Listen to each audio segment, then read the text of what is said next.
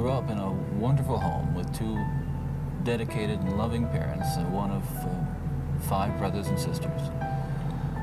A home where we as children were the focus of my parents' lives, where we regularly attended church, 2 Christian parents who did not drink, they did not smoke, there was no gambling, there was no physical abuse or fighting in the home. Basically, I was a normal person. I wasn't some guy hanging out at bars or a bum. I wasn't a pervert in the sense that, you know, people look at somebody and say, I know there's something wrong with them, and just tell. I mean, I was essentially a normal person. I had good friends. I led a normal life, except for this one small but very potent and very destructive segment of it that I kept very secret, very close to myself, and didn't let anybody know about it. And part of the shock and horror for my dear friends and family years ago when I was first arrested was that there was no clue. They looked at me and they looked at the all-American boy. And it happened in stages, gradually. It doesn't necessarily, not to me at least, happen overnight. My experience with, I'd say pornography generally, but with pornography that deals on a violent level with the sexuality, is that once you become addicted to it, and I look at this as a kind of addiction. Like an addiction, you keep craving something which is harder, something which gives you a greater sense of excitement, until you reach the point where the pornography only goes so far. You reach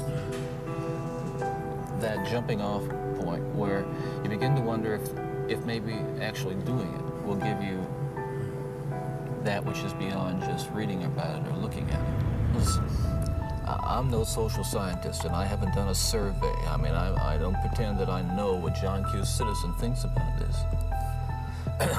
But I've lived in prison for a long time now.